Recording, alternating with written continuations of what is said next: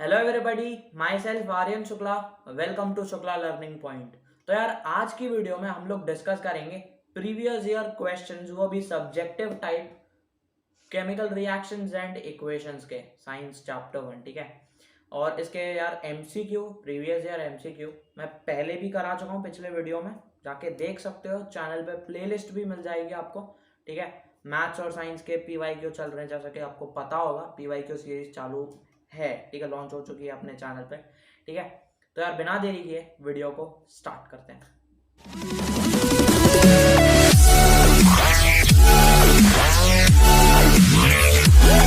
तो यार हमारा पहला जो क्वेश्चन है इस चैप्टर से, सब्जेक्टिव टाइप वाला, वो ये है कि अ शाइनिंग मेटल एम, एक कोई मेटल है शाइनिंग, ठीक है, on burning gives a dazzling white flame, white flame दे रहा है, and changes to a white powder N.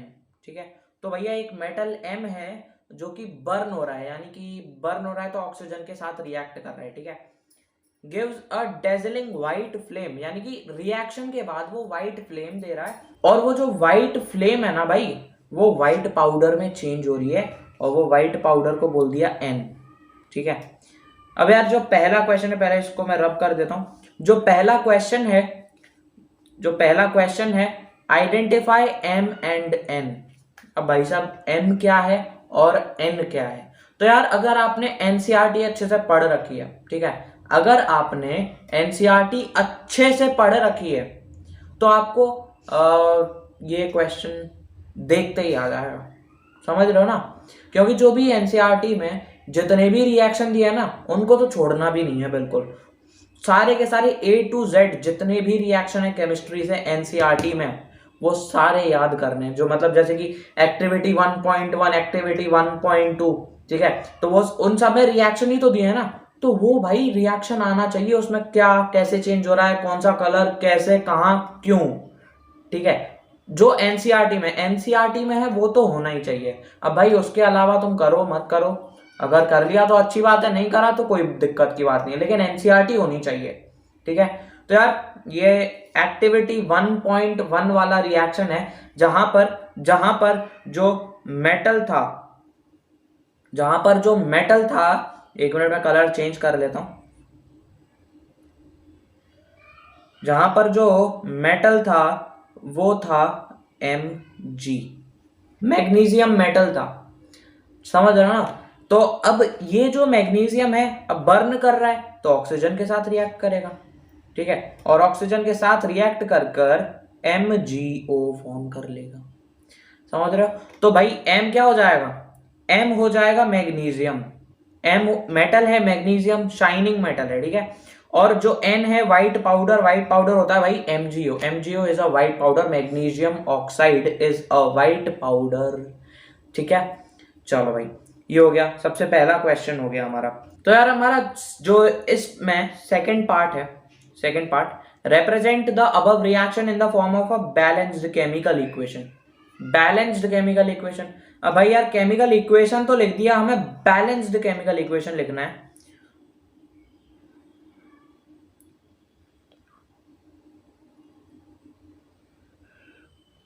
Balanced chemical equation लिखना है, तो यहां पर O के जो है वो 2 है। ठीक है, तो यहां पर भी मुझे 2 से मल्टीप्लाई करना पड़ेगा, तो अब अगर इधर 2 से मल्टीप्लाई करना है तो Mg में भी 2 से मल्टीप्लाई करना पड़ेगा, तो 2Mg plus O2 giving 2MgO is the balanced chemical equation for this reaction. ठीक है, अमेजिंग। अब यार इसका जो थर्ड पार्ट है, C, does M undergo oxidation और रिडक्शन।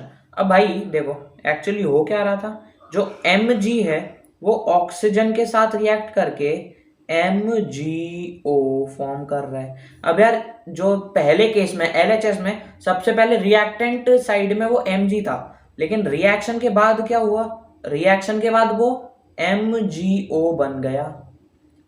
रिएक्शन के बाद वो MgO बन गया, यानी कि वो ऑक्सीडाइज हो गया, क्योंकि उसमें ऑक्सीजन का एडिशन हो गया, समझ रहे हो? तो यार क्या होगा इसका आंसर? ये भैया जो M है, जो Mg है, मैग्नीशियम है, वो ऑक्सीडाइज हो गया, उसमें ऑक्सीडेशन रिएक्शन हो गया, क्योंकि भाई addition of oxygen is called as oxidation reaction. Okay, तो भाई यार हमारा पहला क्वेश्चन यहां पर होता है। आगे बढ़ते हैं दूसरे क्वेश्चन की तरफ।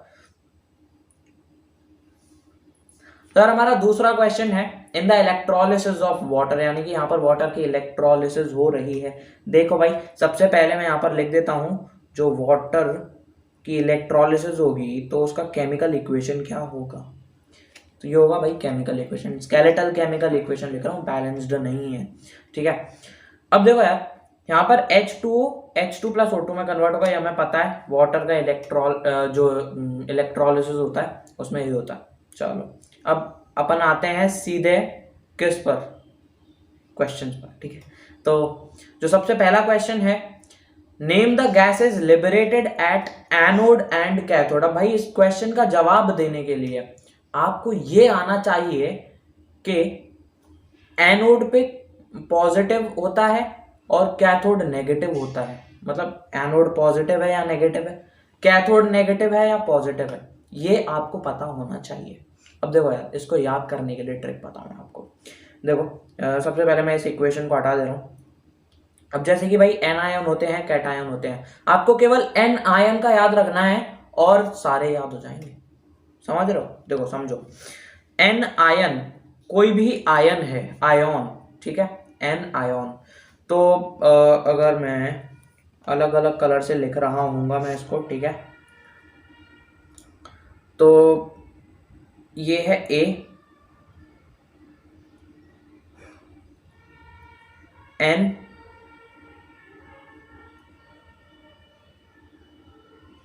आयन। ठीक है, एन आयन। अब भाई साहब जो ए है उससे मैं ए ही लिखूंगा। ठीक है, अब ये जो एन है उससे मैं क्या लिखूंगा, अ नेगेटिव और आयन। एन आयन का मतलब अ नेगेटिव आयन। अब इससे क्या पता पड़ रहा है कि भैया एन आयन है वो नेगेटिव होगा, उस पर जो चार्ज होगा वो नेगेटिव होगा। अब भाई एन आयन होते हैं, कैटायन होते हैं, दो टाइप के होते हैं ना। अब तो अगर एन आयन नेगेटिव है तो जो कैट आयन है वो भाई पॉजिटिव होगा, सीधी सी बात है ना। जाहिर सी बात है कि भाई अगर एन आयन नेगेटिव है तो कैट आयन पॉजिटिव होगा, बिल्कुल होगा यार। चलो अब एनायन और कैटायन। अब आयन्स जो होते हैं वो जो इलेक्ट्रोड्स हैं उन पर जाकर ऑपोजिट चार्जेस में अट्रैक्ट होते हैं ना। क्योंकि आयन जैसे कि अगर मैं आपको एग्जांपल बताऊं, NaCl का एग्जांपल बताता हूं, तो अगर हम ये मैंने बीकर ले लिया, ठीक है, इसमें पानी है, दो इलेक्ट्रोड्स हैं, ठीक है। अब इन दो इलेक्ट्रोड्स में हमने NaCl मिला दिया, ठीक है, पानी मिला दिया और इलेक्ट्रिसिटी जा रही है, तो NaCl क्या हो जाएगा, Na प्लस में और Cl माइनस में। अब जल्दी से याद करो भाई, कैथोड कौन सा होगा और कैटायन कौन सा होगा, एनायन कौन सा होगा। एनायन मैंने क्या बताया, a negative ion, anion a negative ion, तो Cl minus is an ion. हमेशा याद रखना एन आयन क्या होता है। अब अगर एन आयन नेगेटिव है तो कैट आयन पॉजिटिव होगा। अब अगर एन आयन नेगेटिव है तो कैट आयन पॉजिटिव हो रहा होगा। ठीक है, अब मैं ये जो मतलब पहला जो पतला सा इलेक्ट्रोड है उसे मैं कह देता हूं कि भाई ये पॉजिटिव है। ठीक है, ये पॉजिटिव है और जो मोटा वाला इलेक्ट्रोड है वो नेगेटिव है। ठीक है, अब opposite charges attract each other, आपको पता है। तो यार Na पॉजिटिव है, ठीक है, Na पॉजिटिव है, तो वो कहां पर जाएगा, किस साइड मूव करेगा, इस साइड। ठीक है, नेगेटिव इलेक्ट्रोड की तरफ मूव करेगा ना। ठीक है, और जो Cl माइनस होगा वो पॉजिटिव की तरफ मूव करेगा, बिल्कुल करेगा। ठीक है, तो भाई अब देखो Cl माइनस क्या था, एनायन, और वो मूव करा पॉजिटिव की तरफ, वो अट्रैक्ट कर रहा है पॉजिटिव इलेक्ट्रोड को, और पॉजिटिव इलेक्ट्रोड होता है एनोड। ठीक है, और इसी तरह से जो कैट आयन है वो पॉजिटिव इलेक्ट्रोड की तरफ जा रहा है, और जो कैट आयन है, कैट आयन पॉजिटिव होता है यार, कैट आयन नेगेटिव इलेक्ट्रोड की तरफ जा रहा है। तो कैट आयन नेगेटिव इलेक्ट्रोड की तरफ जा रहा है, तो जो कैथोड होगा वो नेगेटिव होगा। ठीक है, तो अब मैंने क्या बताया, एन आयन क्या होगा, जल्दी से याद करो, एन आयन क्या होगा, नेगेटिव। एन आयन क्या होगा, नेगेटिव चार्ज होगा इस पे, नेगेटिव। तो भाई साहब जो एनोड हो, एन आयन एनोड, ठीक है, तो एन आयन एनोड से क्या करेगा, एन आयन एनोड पे अट्रैक्ट होगा। ठीक है, अट्रैक्ट क्यों हो रहा है, क्योंकि भाई इसका जो चार्ज है वो ऑपोजिट है, यानी कि ये पॉजिटिव चार्ज वाला हो जाएगा। ठीक है, अब भाई साहब जो कैट आयन है, अगर एन आयन नेगेटिव है तो कैट आयन क्या होगा, पॉजिटिव होगा। ठीक है, अब कैट आयन पॉजिटिव है तो कैथोड नेगेटिव होगा, कैथोड नेगेटिव होगा, because opposite charges attract each other. समझ में आ रही बात? बस अब यार, अब जो H2O है, ठीक है, जब वहां पर इलेक्ट्रोलाइसिस होगी, तो जो H है, H पे भाई साहब वैलेंसी क्या रहती है, +1। मतलब जो H का चार्ज होता है आयन में, जब वो कन्वर्ट होगा तो भाई प्लस रहता है ना, H का चार्ज रहता है प्लस। ठीक है, और पॉजिटिव चार्ज कहां पर जाएगा, पॉजिटिव चार्ज नेगेटिव वाले पे जाएगा। नेगेटिव वाला होता है एनोड, मैंने अभी नेगेटिव वाला कैथोड होता है, नेगेटिव वाला होता है कैथोड। तो भाई साहब कैथोड पे कौन सी गैस, हाइड्रोजन गैस, समझ रहे हो, और ऑक्सीजन में नेगेटिव चार्ज होता है। ठीक है, तो वो जो एनोड पे है ना, एनोड पे जाएगी ऑक्सीजन। ओके, चलो भाई बहुत सही। अब यार हमारा सेकंड क्वेश्चन है, why is it that the volume of gas collected on one electrode is 2 times that on the other electrode? तो भाई यार एक्चुअली होता क्या है कि देखो, आप इस फॉर्मूले से देखो H2O, अब यहां से आपको क्या पता पड़ रहा है कि हाइड्रोजन के 2 पार्ट है, लेकिन ऑक्सीजन का सिर्फ एक ही पार्ट है। समझ रहे हो? तो यार जाहिर सी बात है, फॉर्मूले से ही हमें पता पड़ रहा है कि जो हाइड्रोजन है वो डबल होगी ऑक्सीजन गैस से, है ना। बस यही इसका आंसर है कि भाई फॉर्मूले से ही पता पड़ रहा है कि हाइड्रोजन के 2 पार्ट्स हैं, ऑक्सीजन का 1 पार्ट है, इसीलिए hydrogen gas is double than oxygen gas. ठीक है, इन द टेस्ट ट्यूब्स। ठीक है, जो एनोड है कैथोड है, मतलब 2 इलेक्ट्रोड होंगे, उनमें से एक इलेक्ट्रोड पे हाइड्रोजन, कहाँ पे, हाइड्रोजन कौन से इलेक्ट्रोड पे आ रही, हाइड्रोजन आ रही थी कैथोड पे, है ना, नेगेटिव इलेक्ट्रोड। तो कैथोड पे जो गैस होगी वो डबल होगी एनोड से। चलो भाई नेक्स्ट क्वेश्चन है, what would happen if dilute H2SO4 is not added to water. अब यार देखो जरा सा, मैं यहाँ पर एक बीकर बना देता हूँ, ये बीकर है और इसमें हमने ओनली पानी ले लिया है, ठीक है। चलो यार, इलेक्ट्रोड्स हैं यहाँ पर, इलेक्ट्रोड्स हैं, एक मिनट, इसको मैं अलग कलर से कर देता हूँ इलेक्ट्रोड्स को।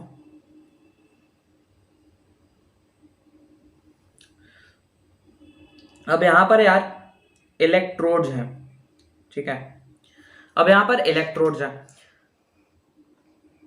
अब अगर इसमें इलेक्ट्रिसिटी पास करी गई, ठीक है, इसमें इलेक्ट्रिसिटी जा रही है, ठीक है, तो इस केस में जो मतलब यहाँ पर H2O का इलेक्ट्रोलिसिस हो रहा है, तो भाई इस केस में जो आयंस का फॉर्मेशन होगा, जो इलेक्ट्रोलिसिस की प्रोसेस होगी वो स्लो होगी कंपैरेटिवली इन दिस केस। अब इस केस में क्या है, हमने H2SO4 मिला दिया। H2SO4 क्या है, H2SO4 एक एसिड है, ठीक है, और एसिड को जब हम पानी में मिलाते हैं तो हमें पता है H+ आयन मिलते हैं, H+AQ या फिर H3O+, है ना, बात एक ही है, H3O+ आयन मिलते हैं, और SO4 2- वो नेगेटिव आयन मिल जाएगा। नेगेटिव आयन कौन सा, N आयन। ठीक है, तो यार आयन्स मिलते हैं ना, तो अब जब आयन्स आ गए तो क्या इलेक्ट्रिसिटी का फ्लो ज्यादा होगा, बिल्कुल होगा, ठीक है, और इसी वजह से आयन्स के फॉर्मेशन की वजह से आयन्स उस पानी में ज्यादा हो गए, ठीक है, इसकी वजह से जो इलेक्ट्रोलिसिस की प्रोसेस है ना भाई वो बढ़ जाएगी, ठीक है। यही कारण है कि मतलब उसने पूछा है कि व्हाट वुड हैपन, तो होगा क्या अगर H2SO4 हमने पानी में नहीं मिलाई। तो अगर H2SO4 पानी में नहीं मिलाई तो यार जो इलेक्ट्रोलिसिस की प्रोसेस है वो स्लो हो रही होगी, ठीक है, क्योंकि H2SO4 को जब हम पानी में मिलाएंगे तो वो हमें आयोन्स देती है, कोई भी एसिड हो, है ना, और आयोन्स देगी तो भाई वहां पर इलेक्ट्रिसिटी का फ्लो और आयोन्स का फ्लो हो जाएगा, ठीक है, इससे इलेक्ट्रोलिसिस की प्रोसेस बढ़ जाएगी, ठीक है, मतलब उसकी रेट ऑफ प्रोसेस बढ़ जाएगी, ठीक है। अमेजिंग, ये वाला क्वेश्चन भी हमारा होता है समाप्त। अब हम बढ़ते हैं आगे। अब भाई साहब जो हमारा थर्ड क्वेश्चन है, थर्ड क्वेश्चन ये है कि लेड नाइट्रेट सोल्यूशन है, उसको पोटेशियम आयोडाइड सोल्यूशन में डाल दिया गया। ये हमारा भाई साइंस चैप्टर वन ही पढ़ा रहा हूँ भाई, उसका डबल डिस्प्लेसमेंट रिएक्शन का एग्जाम्पल है और एनसीईआरटी का ये एनसीईआरटी में पेज नंबर 2 पे, मतलब चैप्टर 1 के पेज नंबर 2 पे एक्टिविटी 1.2, ठीक है, एक्टिविटी 1.2 ठीक है। तो सबसे पहले यार क्वेश्चन पे देखते हैं, क्वेश्चन क्या कहना चाह रहा है, क्वेश्चन कह क्या रहा है। तो भाई साहब क्वेश्चन सबसे पहला है, write the name and colour of the compound precipitated. Precipitate कौन सा फॉर्म हुआ, जैसा कि हमने पढ़ा रखा है कि डबल डिस्प्लेसमेंट रिएक्शन में ज्यादातर प्रेसिपिटेट फॉर्म होता है, एक सॉलिड जो कि डिसॉल्व ना हो, है ना। तो यहां पर कौन सा प्रेसिपिटेट होगा, देखो भाई PbNO3 whole twice plus potassium iodide है तो KI हो जाएगा, इज गिविंग ये क्या देगा, डबल डिस्प्लेसमेंट रिएक्शन है तो PbI के साथ जाएगा, KNO3 के साथ जाएगा, तो PbI2 बनेगा और KNO3 बनेगा, ठीक है, PbI2 और KNO3 बनेगा। अब यहां पर प्रेसिपिटेट कौन सा फॉर्म होगा और उसका कलर क्या होगा, ठीक है। तो जो प्रेसिपिटेट फॉर्म होगा वो है हमारा लेड आयोडाइड PbI2 और इसका जो कलर हो रहा होगा, इसका जो कलर होगा वो आपको स्क्रीन पे दिख रहा है, येलो, इसका कलर होगा येलो, ठीक है, येलो कलर होता है लेड आयोडाइड का। अब आप रिएक्शन समझ लो अभी जिससे कि याद रहे, जब लेड नाइट्रेट पोटेशियम आयोडाइड के साथ रिएक्ट करेगा तो लेड आयोडाइड, ऐसे याद रख लेना ना कि लेड नाइट्रेट है पोटेशियम आयोडाइड है तो लेड आयोडाइड के साथ चला जाएगा, पोटेशियम अपना नाइट्रेट के साथ आ जाएगा, तो लेड आयोडाइड और पोटेशियम नाइट्रेट फॉर्म हो जाएगा। अब इसमें प्रेसिपिटेट कौन सा फॉर्म होगा, प्रेसिपिटेट होगा लेड आयोडाइड जिसका कलर होगा येलो, ठीक है।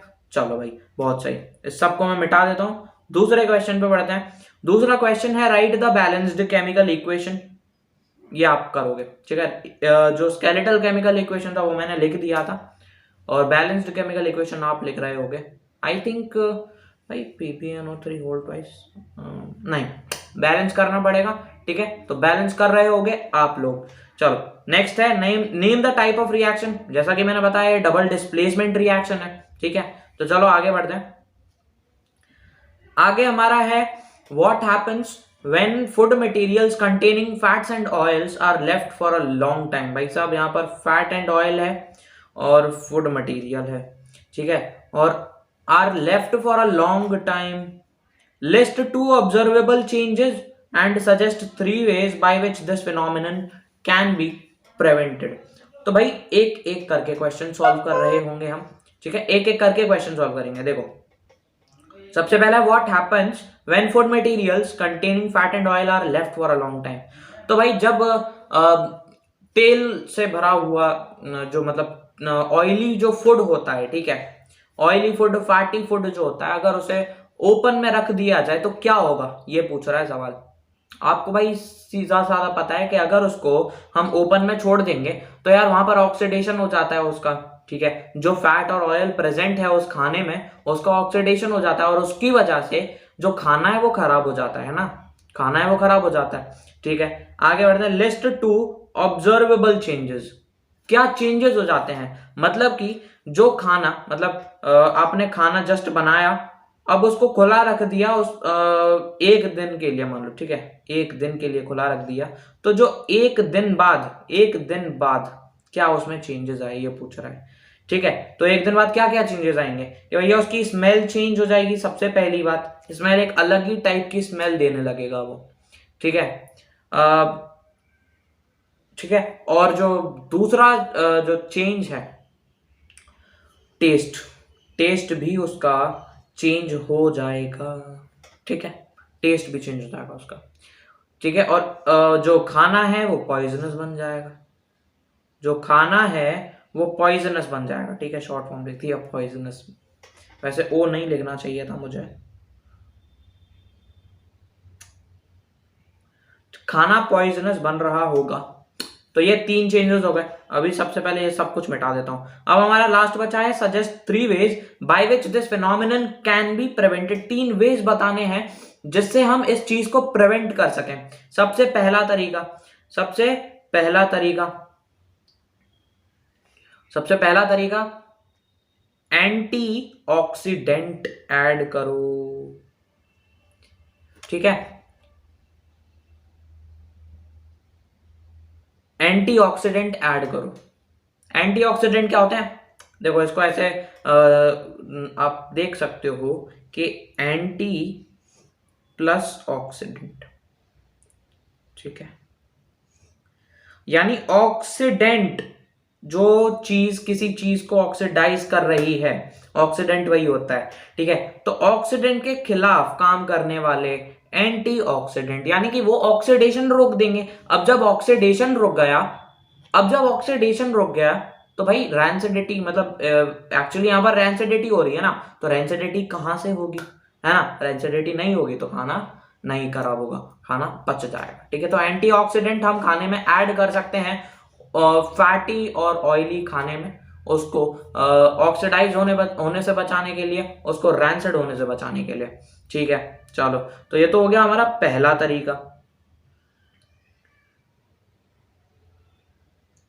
अब हमारा जो दूसरा तरीका है, दूसरा तरीका होगा कि रेफ्रिजरेटर में रख दो यार खाना, है ना। रेफ्रिजरेटर में क्या है, कूल टेम्परेचर होता है और इसीलिए ऑक्सीडेशन स्लो हो जाता है। मतलब कंपैरेटिवली जहां पर बाहर रखोगे एटमॉस्फेयर में, बाहर एटमॉस्फेयर से कंपैरेटिवली रेफ्रिजरेटर में अगर आप उस खाने को रखोगे तो ऑक्सीडेशन की जो प्रोसेस है वो स्लो हो जाती है, तो इसीलिए वहां पर भी खाना बच जाता है। और जो तीसरा तरीका हो जाएगा मतलब रेफ्रिजरेटर वाला हो गया, एयर टाइट कंटेनर में आप रख सकते हो, ठीक है। अब भाई एयर टाइट कंटेनर में अगर आपने रख दिया, एयर टाइट कंटेनर में अगर आपने रख दिया तो वहां पे एयर नहीं जाएगी। अब जब एयर ही नहीं जा रही है, ऑक्सीजन ही नहीं जा रही है, तो ऑक्सीडेशन कैसे होगा, है। ऑक्सीडेशन नहीं होगा तो रैंसिडिटी कैसे होगी, रैंसिडिटी नहीं होगी तो यार खाना कैसे खराब होगा, है कि नहीं। अमेजिंग, ग्रेट यार। अगर यार आपको ये वीडियो अच्छी लग रही हो ना यार, क्वेश्चन समझ में आ रहे हो तो लाइक कर दो यार, क्या कर रहे हो, लाइक करो जल्दी से। अब आगे बढ़ लेते हैं, है ना। अब देखो, mention with reason the colour changes observed when. अब यहां पर रीजन वाले क्वेश्चन पूछ लिए, ठीक है। तो सबसे पहला है silver chloride is exposed to sunlight, ठीक है। तो यार सिल्वर क्लोराइड AgCl होती है, ठीक है। अब AgCl को जब हमने सनलाइट में रख दिया तो आपको पता है वहां पर फोटोलाइटिक डिकम्पोजिशन हो जाता है ना। डिकम्पोजिशन रिएक्शन होता है लाइट के प्रेजेंस में, यानी कि लाइट एनर्जी जा रही है वहां पर, डिकम्पोजिशन कर रही है, तो ये Ag प्लस Cl2 में हो जाएगा, है ना। Ag अलग, Cl2 अलग, तो यहाँ पर कलर चेंज होंगे। कलर चेंज इसी वजह से हुआ क्योंकि वहां पर फोटोलाइटिक डिकम्पोजिशन हो रहा है, ठीक है। भाई मैं आपको बता रहा हूं, मैंने आपको पहले ही बता चुका हूं कि आपको एनसीईआरटी करना है। एनसीईआरटी में जितने भी रिएक्शंस है ना सारे कर लेना, एक भी नहीं छोड़ना, एक भी नहीं, ठीक है। चलो नेक्स्ट है कॉपर पाउडर। नेक्स्ट है copper powder is strongly heated in the presence of oxygen. तो यार कॉपर है, उसको ऑक्सीजन में हीट कर दिया तो क्या फॉर्म होगा, कॉपर ऑक्साइड, ठीक है। तो यहां पर क्या हो गया, कॉम्बिनेशन रिएक्शन हो गया, कॉपर ऑक्साइड फॉर्म हो गई और कॉपर ऑक्साइड ब्लैक कलर की हो रही है, ठीक है। कॉपर ऑक्साइड ब्लैक कलर की होती है, ठीक है। तो यहाँ पर कॉम्बिनेशन रिएक्शन हो गया, इस वजह से कॉपर ऑक्साइड फॉर्म हो गई, और कॉपर ऑक्साइड होती है ब्लैक कलर की, और इसीलिए यहाँ पर कलर चेंज हो गया। ठीक है। अब हमारा जो लास्ट वाला इस फिफ्थ का last part, a piece of zinc is dropped in copper sulphate solution. Zinc है, CuSO4 के साथ रिएक्ट कर रहा है, तो क्या फॉर्म होगा? ZnCO को लात मारेगा, क्योंकि Zn is more reactive than Cu, ZnSO4 form करेगा जो कि कलरलेस होता है, और Cu बाहर निकल जाएगा। कॉपर सल्फेट का कलर क्या था? ब्लू। ठीक है। और जो Zn है, Zn ने जब लात मारी, जिंक सल्फेट फॉर्म किया, इसका कलर क्या हो गया? कलरलेस, कोई कलर ही नहीं है इसका। तो कलर चेंज क्यों हुआ?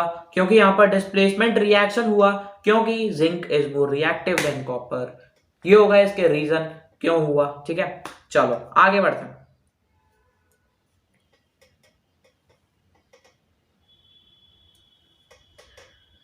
आगे हमारा है sixth question, a compound A is used in the manufacture of cement. Cement बनाने, बस ये पहली लाइन पढ़ के आपको याद आ जाना चाहिए कि कंपाउंड ए कौन सा है। मैं बता दे रहा हूं कंपाउंड ए कौन सा है, जिसको याद नहीं आया उसको मैं बता रहा हूं, टेंशन लेने की कोई बात नहीं है। कंपाउंड ए है यहाँ पर CuO नहीं भाई, CaO है। पहले तो यार इसको कलर चेंज करो यार, मुझे बहुत बेकार लग रहा है। कलर में रखूं कौन सा? ये ले लेते हैं। ओके, तो यार यहां पर जो कंपाउंड ए है वो होगा कैल्शियम ऑक्साइड। कैल्शियम ऑक्साइड, ठीक है।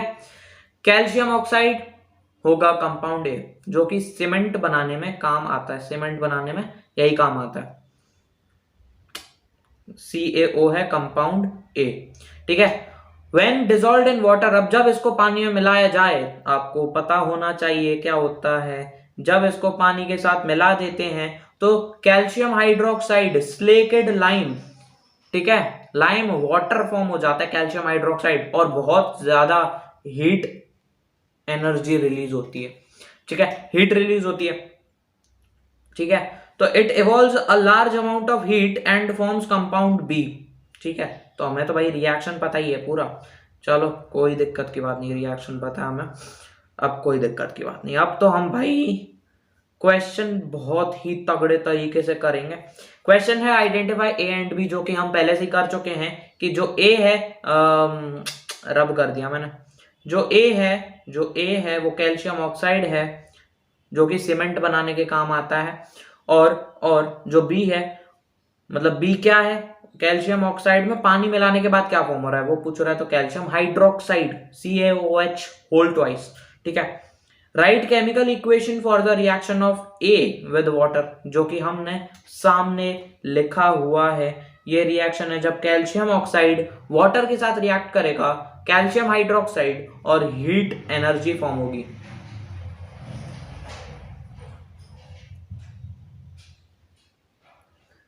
अब पूछ रहा है list 2 types of reaction in which this reaction में बी क्लासिफाइड।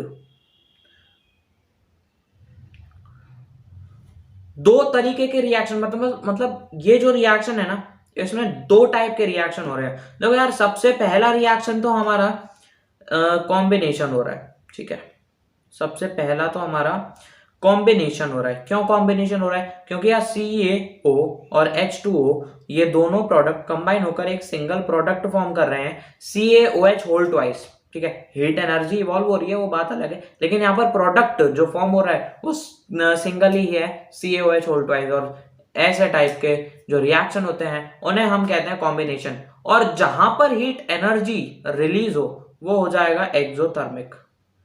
जहां पर हीट एनर्जी रिलीज हो वो हो जाएगा एक्सोथर्मिक। ठीक है, तो बस ये था हमारा क्वेश्चन। 2 टाइप के रिएक्शन हो गए, कॉम्बिनेशन रिएक्शन और एक्सोथर्मिक रिएक्शन। Amazing, great. आगे बढ़ते हैं। आगे है हमारा on heating blue coloured powder of copper two nitrate. Copper nitrate दिया है in a boiling tube, black copper oxide, O2 oxygen gas, and a brown gas. ठीक है, brown gas X is formed, identify the type of reaction. Type of reaction क्या होगा? देखो यार, copper nitrate एक single product है, on heating blue coloured powder, ठीक है, ऑन हीटिंग बता रहा है और कॉपर नाइट्रेट हीट हो रहा है और फॉर्म क्या हो रहा है? अब फॉर्म क्या हो रहा है? जो फॉर्म होता है उसे हम प्रोडक्ट कहते हैं। तो कॉपर ऑक्साइड, ऑक्सीजन और एक जो ब्राउन गैस है जो कि हमें एक्स दी है, हमें मतलब दी नहीं है क्वेश्चन में, वो फॉर्म हो रहा है। यहाँ पर सिंगल प्रोडक्ट है और मल्टीपल सिंगल रिएक्टेंट है, मल्टीपल प्रोडक्ट है, ठीक है। और मल्टीपल प्रोडक्ट जहां पर होते हैं, सिंगल रिएक्टेंट जहां पर होता है, वहां पर हमारा डीकंपोजिशन रिएक्शन होता है। तो भाई identify the type of reaction में आ जाएगा हमारा आंसर कि ये डीकंपोजिशन रिएक्शन है। और गैस कौन सी होगी? गैस कौन सी होगी भाई? जब कॉपर जो ब्राउन गैस है वो होती है NO2, ठीक है, नाइट्रोजन डाइऑक्साइड। तो गैस जो है वो है नाइट्रोजन डाइऑक्साइड, इसका कलर होता है ब्राउन। मोस्ट इंपॉर्टेंट, याद रख लेना, इसका कलर होता है ब्राउन, ठीक है। और भाई एक चीज, zinc sulphate, zinc plus copper sulphate वाला रिएक्शन प्रीवियस ईयर MCQ में भी पूछा गया था, यानी MCQ में भी आया था। तो भाई NCERT के रिएक्शन बहुत इंपॉर्टेंट है, ठीक है। केमिस्ट्री में ज्यादातर भाई क्वेश्चन NCERT के रिएक्शन से बनेंगे, तो याद कर लेना, है ना, ठीक है। अब दूसरा क्वेश्चन है, write the balanced chemical equation. तो देखो, कॉपर नाइट्रेट है CuNO3 होल 2 आएगा, ठीक है। अब ये हीट के प्रेजेंस में क्या दे रहा है हमें? Black copper oxide CuO plus O2 plus NO2। अब बैलेंस आपको करना है, ठीक है, बैलेंस आपको करना है। चलो नेक्स्ट है हमारा pH range of aqueous solution of gas X, यानी कि जो गैस X है क्या थी? NO2। अगर इसका हमने एक्वस सोल्यूशन बनाया तो pH क्या होगा उसका? वो एसिडिक होगी, न्यूट्रल होगा, है ना, और या फिर बेसिक होगा। तो यार इसका जो pH होगा वो होगा लेस देन 7 से कम होगा, यानी कि ये गैस है एसिडिक। देखो यार, एक्चुअली जब बादल, ठीक है, बादलों में पता नहीं कैसा बादल है, ये तो अमीबा ज्यादा लग रहा है भाई बादल से। एक मिनट, बादल कुछ ऐसे ऐसे ऐसे ऐसे ऐसे, ना भाई बादल मैं नहीं बना पाऊंगा। तो यार सुन लो, बादल होते हैं, ठीक है, या फिर बादल छोड़ो, एटमॉस्फेयर में जो NO2 गैस होती है, NO2 गैस निकलती है ऑटोमोबाइल से, ठीक है, जो भी पॉल्यूशन होता है उससे NO2 गैस निकल गई। ये हार्मफुल क्यों होती है? हार्मफुल इसलिए होती है क्योंकि ये एसिड रेन करवा देती है। निकली तो गैसियस फॉर्म में, लेकिन पानी के साथ मिलकर ये बनाती है नाइट्रिक एसिड, मतलब एसिड फॉर्म करती है, नाइट्रिक एसिड फॉर्म कर लेती है, ठीक है, पानी के साथ मिलकर। तो अब एसिड फॉर्म कर ली तो एसिड रेन होती है इसकी वजह से, है ना, क्योंकि एटमॉस्फेयर में जो ड्रॉपलेट्स प्रेजेंट है उनमें एसिडिक जो मतलब प्रॉपर्टी है वो आ चुकी है ना, तो इसलिए एसिड रेन हो जाती है इसकी वजह से, और ये गैस है हमारी एसिडिक। चलो आगे बढ़ते हैं यार। What is a double displacement reaction? क्या होता है डबल डिस्प्लेसमेंट रिएक्शन? भाई डबल डिस्प्लेसमेंट रिएक्शन वो रिएक्शन जहां पर आयोन्स का एक्सचेंज हो रहा हो और नए प्रोडक्ट्स फॉर्म हो रहे हैं। जैसे कि हमने अभी देखा ये PbNO3 वाला और Ki वाला क्या फॉर्म हो रहा? PbI2, ठीक है, B यहां पर स्मॉल आएगा, PbI2 और KNO3 ओनली KNO3, क्योंकि K की वैलेंसी 1 है, KNO3। ओके, समझ में आई बात? बहुत सही, एक्सप्लेन विद एग्जांपल दिया है तो एग्जांपल आपको मिल गया, डबल डिस्प्लेसमेंट रिएक्शन जहां पर एक्सचेंज ऑफ आयन्स हो रहा हो। चलो भाई, अब यार जो तीसरा जो पार्ट है, list 2 main observation of this reaction, यानी कि इस रिएक्शन के आपको 2 मेन ऑब्जर्वेशन बताने हैं। क्या होंगे? अब यार सबसे पहला मेन तो ये हो जाएगा कि यहाँ पर हीट फॉर्म हो रही है, हीट बहुत ज्यादा इवॉल्व हो रही है। तो पहला तो यही हो जाएगा हीट वाला पॉइंट कि यहाँ पर हीट ज्यादा इवॉल्व हो रही है, और दूसरा ये हो जाएगा कि हीट इवॉल्व होने की वजह से जो टेम्परेचर है, ठीक है, जो टेम्परेचर है उस स्लेकेड लाइम का वो बहुत ज्यादा बढ़ रहा है, ठीक है, टेम्परेचर एकदम से बढ़ रहा है, ठीक है। तो ये दो रिएक्शन हो जाएंगे, मतलब दो ऑब्जर्वेशन हो जाएंगे इस रिएक्शन के, ठीक है। तो यार ये वाला क्वेश्चन भी होता है। आगे बढ़ते हैं, आगे बढ़ेंगे तो पहले इसको हटा दूं मैं। चलो, design an activity to demonstrate the decomposition reaction of lead nitrate. ये क्वेश्चन आपके लिए होमवर्क है, ये आप कर रहे होगे, ठीक है। वैसे मैं आपको बता दूं, ये डायग्राम आपको बनाकर आना है, ये डायग्राम कर लेना, बहुत इंपॉर्टेंट है ये डायग्राम, इंपॉर्टेंट है, स्टार लगा लो, आपकी बुक में दिया है ये डायग्राम, ठीक है। नेक्स्ट क्वेश्चन है, a student wants to study a decomposition reaction by taking ferrous sulphate crystals, write two precautions he must observe while performing the experiment। भैया देखो यहां पर करना क्या है, यहां पर बताना क्या है, दो प्रिकॉशंस बताने हैं उसको लेने चाहिए जब वो फेरस सल्फेट का डिकम्पोजिशन कर रहा होगा, ठीक है। अब यार ये सोचो कि जब फेरस सल्फेट है जो FeSO4 है, FeSO4 का जब डिकम्पोजिशन होता है तो SO2 गैस और SO3 भी फॉर्म होती है, और ये दोनों गैसेस बहुत हार्मफुल होती हैं, ठीक है, हमारी बॉडी के लिए बहुत हार्मफुल हैं ये दोनों गैसेस। इसीलिए प्रिकॉशन हो जाएंगे कि जो रिएक्शन हो रहा है, ठीक है, जिस टेस्ट ट्यूब में रिएक्शन हो रहा है उस टेस्ट ट्यूब के ऊपर मुंह नहीं रखना है, ठीक है, और दूसरा हो जाएगा उसे दूर होल्ड करना है। इसी पॉइंट से दो प्रिकॉशंस बना दी, ठीक है। लॉजिक क्या रहा, सेम रहा, ठीक है, अमेजिंग, ग्रेट यार। चलो नेक्स्ट है हमारा, classify the following reactions into different types. चलो यार, पहला reaction AgNO3 plus NaCl is giving AgCl plus NaNO3। क्या होगा, कमेंट करके बताओ, जल्दी पॉज करो वीडियो को, कमेंट करके बताओ, ठीक है। अब मैं बता रहा हूं, देखो जो Ag है, ठीक है, जो Ag है वो Cl के साथ जा रहा है, और जो Na है वो NO3 के साथ जा रहा है, तो AgCl बना रहा है, NaNO3 बना रहा है, ठीक है। यहाँ पर क्या हो रहा है, double displacement reaction, okay, amazing.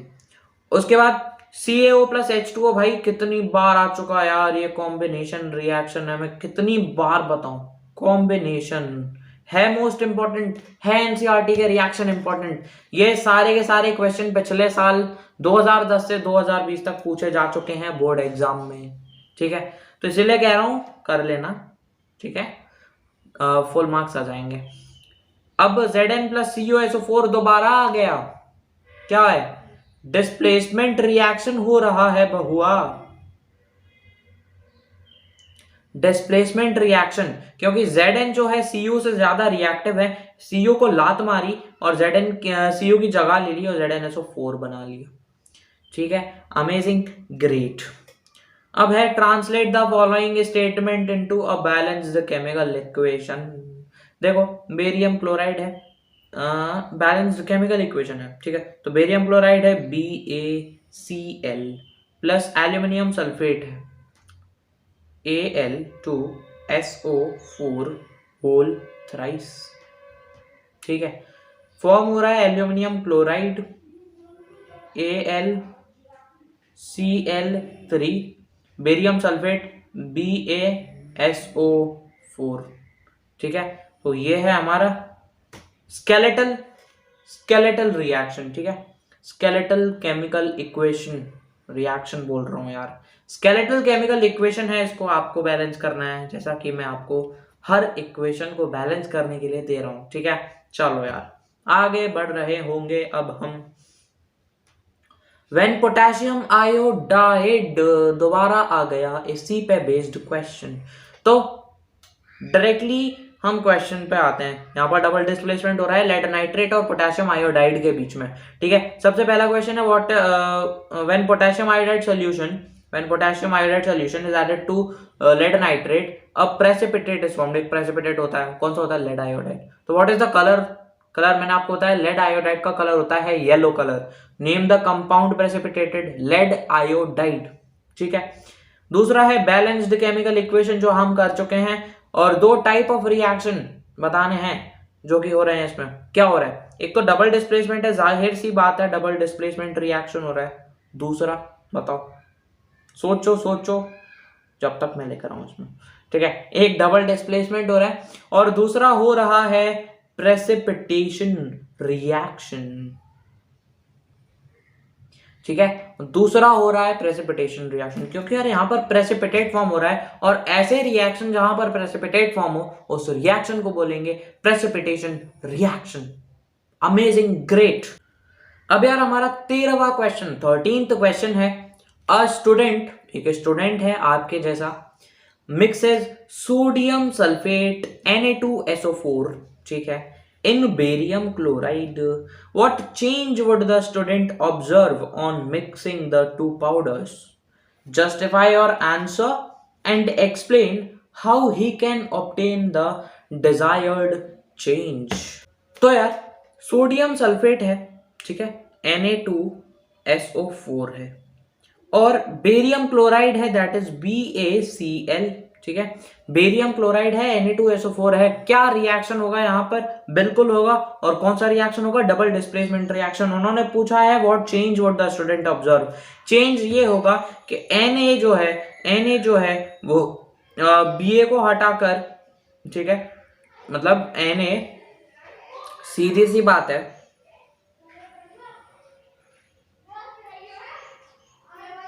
यहां पर BaCl है।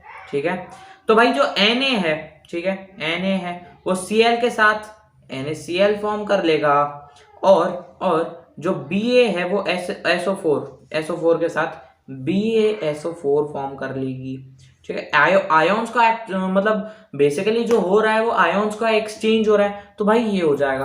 अब दूसरा जो चेंज होगा वो ये होगा कि जो BaSO4 है वो एक व्हाइट प्रेसिपिटेट है। ठीक है, तो एक चेंज ये हो जाएगा है, एक ऑब्जर्वेशन ये हो जाएगा कि वहां पर व्हाइट प्रेसिपिटेट फॉर्म हो रहा है बेरियम सल्फेट का।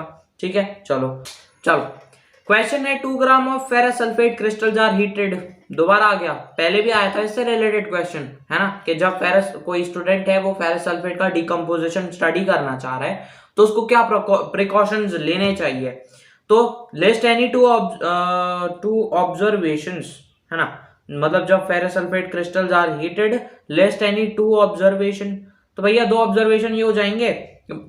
एक्चुअली जो फेरस सल्फेट के क्रिस्टल्स होते हैं उनका फॉर्मूला क्या होता है? उनका फॉर्मूला होता है ये कुछ, है ना, ऐसा होता है ना, बिल्कुल, क्योंकि वहां पर 7 molecules of water of crystallisation होता है। तो जब हम उसको हीट देना चालू करेंगे,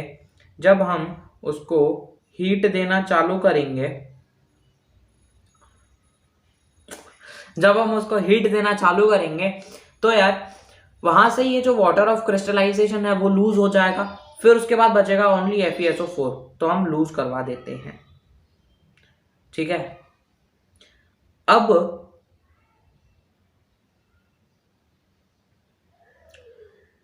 यार जो बचा वो है FeSO4। ठीक है, अब ओनली FeSO4 बच रहा है।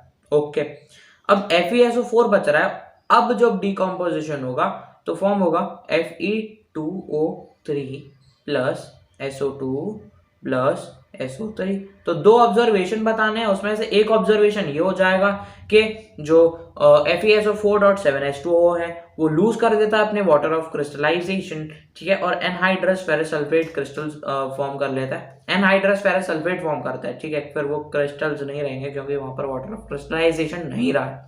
ठीक है, उसके बाद जो 2 गैसेस हैं SO2 और SO3 वो आप बता सकते हो। ठीक है, चलो, तो ये पहला वाला हो गया। अब यार जो दूसरा है, name the type of chemical reaction taking place. कौन सा केमिकल रिएक्शन हो रहा है? डिकम्पोजिशन रिएक्शन, क्योंकि यार फेरस सल्फेट एक सिंगल प्रोडक्ट है जो कि Fe2O3 फेरिक ऑक्साइड, ठीक है, ferric oxide, SO2 sulphur dioxide और सल्फर ट्राइऑक्साइड। ये 3 चीजें फॉर्म कर रहा है एक सिंगल प्रोडक्ट, ठीक है। तो डिकम्पोजिशन जाहिर सी बात है। Right balanced chemical equation and the name the products form, ये आपके लिए होमवर्क है। वैसे होमवर्क है, अपने प्रोडक्ट के नाम तो मैंने बता ही दिए। हाँ, केमिकल इक्वेशन आपको बनाना है, बैलेंस भी आपको करना है। आगे बढ़ रहे होंगे, अब हम आगे बढ़ रहे होंगे, बढ़ चुके हैं हम आगे। अब यू माइट हैव नोटिस्ड, 15वां क्वेश्चन है, 15th क्वेश्चन है। You might have noticed that when copper powder is heated in a china dish, the reddish brown surface of copper powder becomes coated with a black substance. अब भैया ये black substance क्यों form हुआ, बताओ जरा। Black substance क्यों form हुआ? क्योंकि जब आप कॉपर पाउडर को हीट कर रहे हो तो वो जाहिर सी बात है ऑक्सीजन के साथ रिएक्ट कर रहा है, यानी कि उसका ऑक्सीडेशन हो रहा है, कॉपर ऑक्साइड फॉर्म कर रहा है। और भाई कॉपर ऑक्साइड जो है उसका कलर ही होता है ब्लैक, तो यार जो वो सब्सटेंस है वो ब्लैक होगा ना, बिल्कुल होगा। चलो, what is this black substance, क्या है ये ब्लैक सब्सटेंस? ये है हमारा कॉपर ऑक्साइड, ठीक है। Write the chemical equation, chemical equation मैंने लिख दिया, ठीक है। How can the black coating on the surface be turn reddish brown? अब एक बात बताओ, यहां पर हो रहा है ऑक्सीडेशन, फॉर्म हो रहा है कॉपर ऑक्साइड, तो क्या अगर मैं इसका उल्टा करूं, उल्टा करने से मेरा मतलब है कि अगर मैं इससे हाइड्रोजन गैस पास करूंगा, अगर हाइड्रोजन गैस पास करूंगा तो मुझे कुछ ऐसा मिलेगा। ऑक्सीडेशन का उल्टा रिडक्शन होता है, ये हमने अभी पढ़ रखा है ना। अब जब ऑक्सीडेशन हुआ, कॉपर ऑक्साइड फॉर्म हुआ, तो अगर मैं उसका उल्टा करूंगा, हाइड्रोजन गैस पास करूंगा, यानी कि उसका रिडक्शन कर रहा हूं, तो भाई कॉपर मिल जाएगा ना मुझे। वही तो कह रहा है, वही तो कह रहा है क्वेश्चन कि how can the black coating be turned reddish brown? Reddish brown वो जब होगी जब उसको कॉपर वापस मिलेगा, कॉपर ऑक्साइड नहीं होगी वहां पर, ठीक है। समझ रहे हो? चलो भाई साहब, ये क्वेश्चन बड़े प्यार से हो चुका है। अब आगे बढ़ते हैं, अब आगे बढ़ते हैं। अब है डिकम्पोजिशन रिएक्शन रिक्वायर एनर्जी। सीधी सी बात है यार, डिकम्पोज हो रहा है कुछ चीज तो उसके डिकम्पोज करने के लिए एनर्जी देनी पड़ेगी। अब वो चाहे हीट के फॉर्म में हो, लाइट के फॉर्म में हो, या फिर इलेक्ट्रिसिटी के फॉर्म में हो, ठीक है। ये सर्कल ज्यादा अच्छे नहीं लग रहे हैं, तो इसलिए हीट के फॉर्म में, लाइट के फॉर्म में, इलेक्ट्रिसिटी के फॉर्म में। For breaking down the reactants, ठीक है। Write one equation each for decomposition reaction where energy is supplied in the form of heat, light and electricity। ये भी reaction based question है। अब यार आपको यहाँ पर ये बताना है कि जब हीट पास, मतलब आपको तीनों टाइप के एग्जांपल देने हैं, यानी कि डिकम्पोजिशन रिएक्शन जब हीट के प्रेजेंस में हो रहा है उसका एग्जांपल देना है, जब वो लाइट के प्रेजेंस में हो रहा है उसका एग्जांपल देना है, जब वो इलेक्ट्रिसिटी के प्रेजेंस में हो रहा है उसका एग्जांपल देना है। अगर आपने एनसीईआरटी पढ़ी होगी तो आप आंसर कर सकते हो, कोई दिक्कत की बात नहीं हो रही होगी आपको। चलो, हीट के प्रेजेंस में भाई मेरा सबसे फेवरेट जो एग्जांपल है वो ये है कि CaCO3 जब टूटता है तो CaO देता है और CO2 देता है। CaO हमारा सीमेंट बनाने के काम आता है, जो कि हम अभी पढ़ चुके हैं, और इसको मैं मिटा भी देता हूं, ठीक है। चलो, तो CaCO3 ये किसके प्रेजेंस में हो रहा है भाई साहब? हीट के प्रेजेंस में, ठीक है।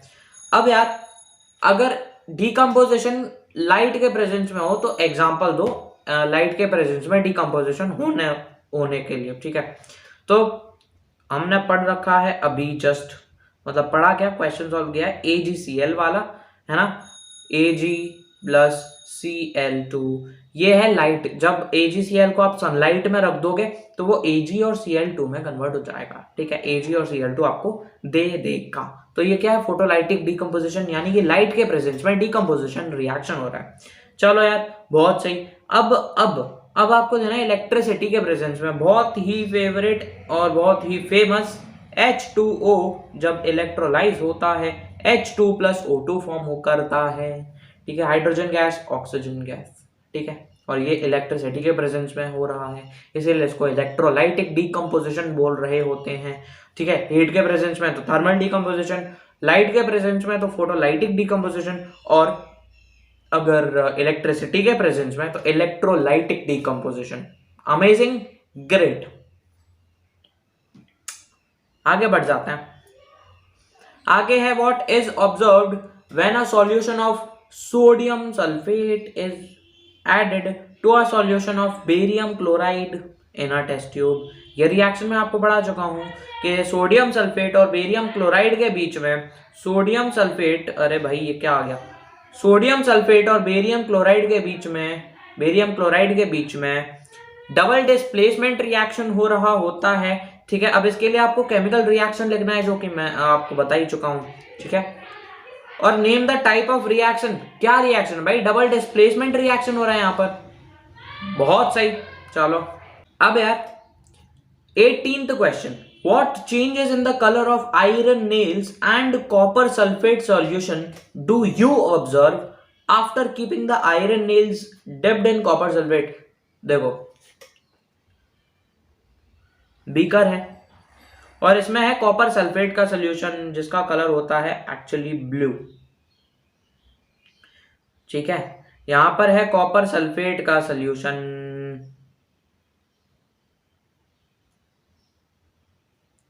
एक मिनट, कॉपर सल्फेट है तो इसका कलर क्या होगा? ब्लू होगा। ठीक है, बहुत है यार, है ना, ब्लू होगा, कॉपर सल्फेट है इसमें, आप समझ गए ना, बस बहुत सही है। अब यार कलर चेंज दोबारा करना पड़ेगा, क्या लूं, ब्राउन ले लेता। हाँ, तो यहां पर अब हमने एक नेल डाल दी, आगे जाके पतली होती है। हाँ, एक नेल इस सॉल्यूशन में डाल दी। ठीक है, वैसे मैं इस सॉल्यूशन में ही डाल देता हूं, एक काम करता हूं, सॉल्यूशन में ही डाल देता हूं।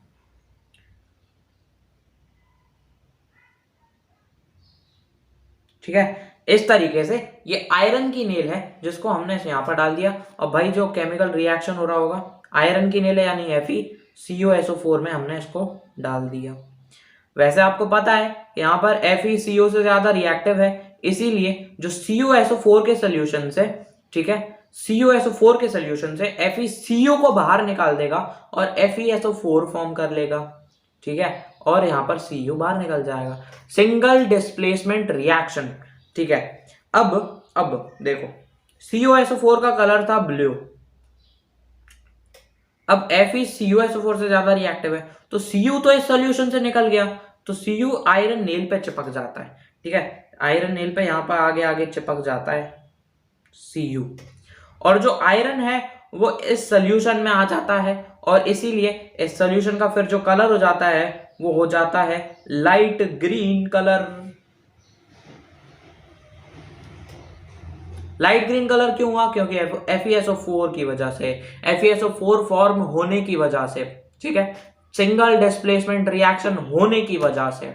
ठीक है, पहले जो कलर था वो था ब्लू सॉल्यूशन का, लेकिन जब हमने उसमें आयरन नेल डाल दी, ठीक है, अबाउट 30 मिनट तक हमने उसको छोड़ दिया, तो 30 मिनट के बाद उसका कलर चेंज हो जाएगा लाइट ग्रीन में, क्योंकि वहां पर सिंगल डिस्प्लेसमेंट रिएक्शन हो रहा होगा। ठीक है, तो व्हाट चेंजेस बस यही है कि यार वहां पर चेंज हो जाएगा, आयरन नेल पे कॉपर आ जाएगी। ठीक है, और जो सॉल्यूशन का कलर है वो ब्लू से लाइट ग्रीन में चेंज हो जाएगा। ठीक है, अमेजिंग यार। नेक्स्ट क्वेश्चन पे बढ़ रहे होते हैं हम, बस 3 क्वेश्चन और बचे, थोड़ा सा सब्र रखो। ठीक है भाई साहब, चलो, what happens when an aqua solution of sodium sulphate reacts with an aqueous solution of barium chloride? भाई यार ये दोबारा आ गया, वही Na2SO4 plus BaCl वाला। State the physical condition of reactants in the reaction between then will not take place। मतलब कि देखो यहां से ये यहां तक का क्या कहना चाह रहा है कि कब इनमें रिएक्शन नहीं होगा। ठीक है, व्हाट हैपेंस में तो आप बता दोगे कि जब सोडियम सल्फेट सॉल्यूशन को बेरियम क्लोराइड के सॉल्यूशन में डाला जाता है तब डबल डिस्प्लेसमेंट रिएक्शन हो जाता है। ठीक है, प्रेसिपिटेट फॉर्म हो जाता है बेरियम सल्फेट व्हाइट कलर का। ठीक है, ये सब आप बता दोगे। अब यार लेकिन पूछ रहा है वो कि state the physical conditions of reactant in the reaction between then will not take place, यानी कि आपको ऐसी फिजिकल कंडीशन बतानी है, ऐसी कंडीशन बतानी है जब इन दोनों में रिएक्शन नहीं होगा। तो कंडीशन सिर्फ एक ही है, जब आप इनका एक्वस सॉल्यूशन नहीं लोगे, एक्वस सॉल्यूशन नहीं लोगे। ठीक है, अगर आपने एक्वस सॉल्यूशन में लिया तो ही क्या होगा, रिएक्शन होगा, लेकिन एक्वस सॉल्यूशन के अलावा दूसरे फिजिकल स्टेट में अगर आपने दोनों को मिलाया, यानी कि मान लो सोडियम सल्फेट का पाउडर ले लिया और बेरियम क्लोराइड का पाउडर ले लिया और दोनों पाउडर को मिला दिया, तो भाई डबल डिस्प्लेसमेंट रिएक्शन नहीं होने वाला। समझ रहे हो ना? ठीक है, तो इसीलिए एक ही फिजिकल कंडीशन मतलब एक्वस सोल्यूशन होना चाहिए तो रिएक्शन होगा, एक्वस सोल्यूशन नहीं है ना तो रिएक्शन नहीं होगा। क्योंकि यार एक्चुअली क्या है, डबल डिस्प्लेसमेंट रिएक्शन में आयोन्स का एक्सचेंज हो रहा है। तो आप यार लॉजिकली सोचो कि जब आयोन्स का फॉर्मेशन नहीं होगा तो डबल डिस्प्लेसमेंट कैसे होगा, है ना? तो अब पानी ही नहीं होगा तो आयोन्स का फॉर्मेशन नहीं होगा, आयोन्स का फॉर्मेशन नहीं होगा तो डबल डिस्प्लेसमेंट रिएक्शन कैसे होगा, है कि नहीं? चलो यार बहुत सही। बैलेंस्ड केमिकल इक्वेशन लिखना है, name the type of reaction, double displacement है, बैलेंस आप कर सकते हो क्यों, और भाई कर चुके होगे क्योंकि पिछली बार मतलब अभी जस्ट पूछा ही तो है, 14 या 15 वाला क्वेश्चन था ये। ठीक है, चलो भाई 20th क्वेश्चन है 2 ग्राम ऑफ सिल्वर क्लोराइड, दोबारा आ गया भाई सिल्वर क्लोराइड, यहां पर डिकम्पोजिशन होगा पक्का, is taken in a china dish and the china dish is placed in sunlight for some time, what will be your observation? क्या ऑब्जर्वेशन होगा कि जो सिल्वर क्लोराइड है, ठीक है, उसका जो कलर है मतलब उसका जो भी कलर है वो चेंज हो जाएगा, है ना, जब उसको सनलाइट में रखा जाएगा, क्योंकि वहां पर फोटोलाइटिक डिकम्पोजिशन हो जाएगा और वहां पर वो सिल्वर फॉर्म कर लेगी और क्लोरीन गैस फॉर्म हो जाएगी। ठीक है, सिल्वर और क्लोरीन गैस फॉर्म हो रही होगी, सिल्वर और क्लोरीन गैस फॉर्म हो रही होगी। ठीक है, write the chemical reaction, chemical reaction हो जाएगा AgCl is giving Ag plus Cl2। ठीक है, in the form of a balance आप इसको कर लेना। Identify the type of chemical reaction, photolytic decomposition reaction. Next, identify the type of reactions taking place, identify the type of reaction taking place in each of the following cases and write the balanced chemical equation for the reaction। सबसे पहला है zinc react with silver nitrate, Zn है, ये कुछ नया आया भाई, है ना, ये कुछ नया आया, AgNO3 के साथ रिएक्ट कर रहा है। ठीक है, Zn है, AgNO3 के साथ रिएक्ट कर रहा है और फॉर्म कर रहा है ZnNO3 होल ट्वाइस और Ag। कौन सा रिएक्शन हो रहा है भाई? तो क्या बोला, आइडेंटिफाई करो सबसे पहले कौन सा रिएक्शन हो रहा है। तो कौन सा रिएक्शन हो रहा है? सिंगल डिस्प्लेसमेंट, क्योंकि Zn सिल्वर से ज्यादा रिएक्टिव है। Zn ने Ag को लात मारी और उसकी जगह ले ली, ZnNO3 फॉर्म कर लिया, जिंक नाइट्रेट फॉर्म कर लिया और Ag को बाहर निकाल दिया, Ag बेचारा बाहर निकल गया, है ना। तो ये कौन सा रिएक्शन? Single displacement reaction. उसके बाद बोला है बैलेंस्ड केमिकल इक्वेशन लिखना है, केमिकल इक्वेशन मैंने लिख दिया, बैलेंस आपको करना है। अमेजिंग यार। अब यार हमारा दूसरा क्वेश्चन